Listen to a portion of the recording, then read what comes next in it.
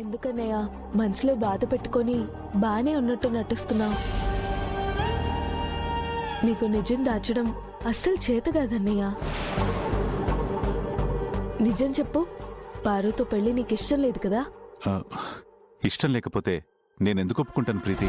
నువ్వు పెద్దమ్మ మనసు నొప్పించకూడదని సరే అన్నావు.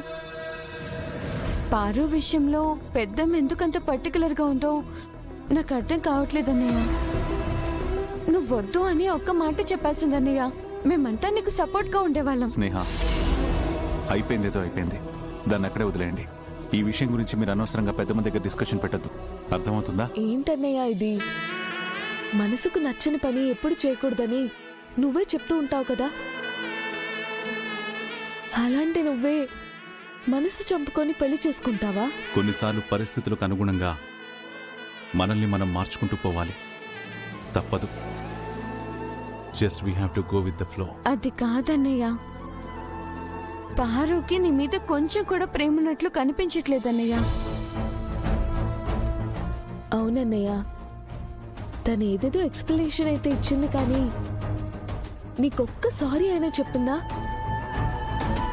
ఇంకెప్పుడు బాధ పెట్టను, క్షమించమని అడిగిందా? అక్కడే తన ఈగో తెలిసిపోతుంది కదన్నయ్య. కారండిను ఒకసారి అమ్మతో హాయ్ హాయ్ హాయ్. ఓ, మీరేదో డీప్ డిస్కషన్ లో ఉన్నట్టున్నారు. Sorry for the disturbance. చేయాల్సిన డిస్టర్బెన్స్ చేసేసాక మళ్ళీ సారీ అందుకులే. ఓహో, చిన్నాడపడుచుకి నా మీద ఇంకా కోపం పోలేదనుకుంటా. ఏం చేస్తాం, మా అమ్మకున్నంత బ్రాడ్ మైండ్ మాకు లేదు. అబ్బో, పెద్దాడపడుచు కూడా కారాలు మిరియాలు నూరుతుంది. అయినా ఇంకెన్ని రోజుల్లే ఈ ఇల్లుదిలే వెళ్ళిపోవాల్సిందేగా. ఎక్స్క్యూజ్ మీ,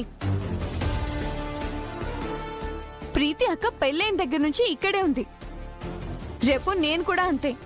మాది కంబైన్డ్ ఫ్యామిలీ. పూ స్నేహ, కంబైన్డ్ ఫ్యామిలీ అంటే కొడుకులు కోడళ్ళు అత్తమామలు కలిసుండేది, ఆడపడుచులు అల్లుళ్ళు కాదు.